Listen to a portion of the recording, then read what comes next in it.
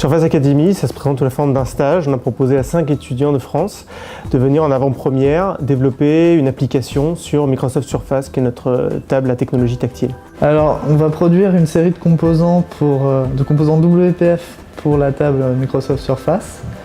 Il faut imaginer ça comme des briques qui permettent de construire des applications. Donc c'est vraiment fournir des outils pour nous, pour une application à la fin du stage, et pour les futurs développeurs, vu que les composants seront distribués. On a reçu beaucoup de candidatures, une petite centaine de mémoires, en tout cas plusieurs dizaines, dans lesquelles il a fallu qu'on fasse un tri assez drastique. Ayant déjà fait 4 mois de Microsoft Surface, je pense que ça a joué dans le choix de ma candidature. Mon projet de fin d'études reposant sur la technologie Xana, qui marche également très facilement sur Surface, je pense que mon expérience en termes de jeux vidéo et de graphisme a aidé.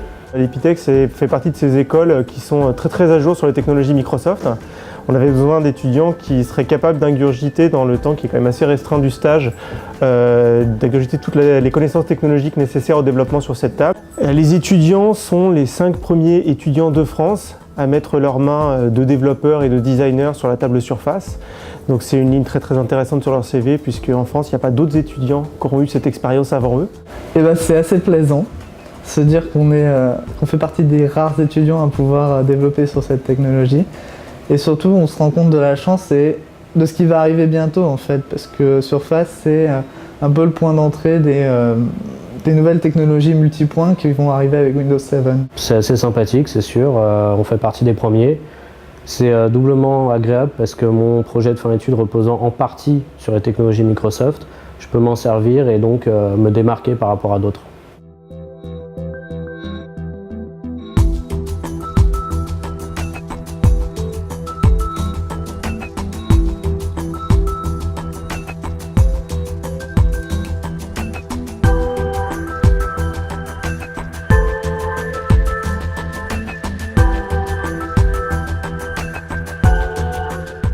On a produit ce qu'on appelle un starter kit pour développer des jeux de cartes sur Surface.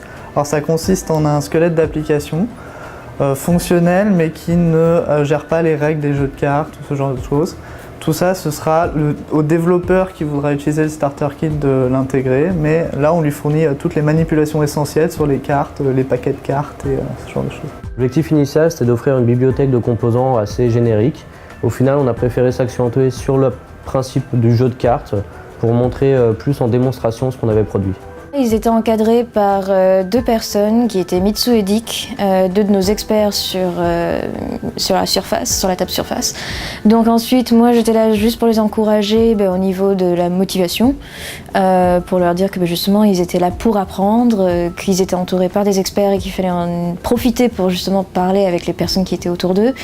C'est vrai qu'après moi j'essayais de les motiver aussi pour écrire des articles, faire des petites vidéos, des choses comme ça, pour qu'on puisse communiquer dessus, parce qu'au-delà d'un stage, c'est ensuite une ligne sur le CV. J'ai fait énormément de rencontres, donc que ce soit avec des étudiants qui sont actuellement en stage de différentes écoles, mais aussi beaucoup de professionnels, des MVP, des évangélistes de Microsoft et d'autres personnes, partenaires Microsoft, vraiment intéressants. J'ai fait énormément de rencontres professionnelles très intéressantes et ce qui m'a d'ailleurs permis de pouvoir trouver un travail qui m'intéresse beaucoup. C'est vraiment une entreprise de dimension internationale, mais ça reste vraiment très sympathique, chaque service se côtoie. Et tant que le travail est fait, on ne va pas vous tomber dessus, même si vous arrivez à 10 h tous les matins, il n'y a pas de souci. Le soir, c'est pareil. Bon, eux, ils ferment les locaux à 22 h, ça change un peu d'Epitech, mais sinon, c'est vraiment ça, c'est cette ambiance de travail qui est toujours... on n'est pas poussé, mais chacun sait ce qu'il a à faire. On les remercie notamment d'avoir pu justement échanger leurs connaissances, partager plutôt leurs connaissances avec les autres. Donc on a demandé à John et Nils de nous faire leur feedback sur leur expérience pour que justement, tout comme eux ils peuvent s'améliorer, nous on peut s'améliorer aussi. On aimerait faire une deuxième version, il y a peut-être des choses à changer, donc on attend leur feedback.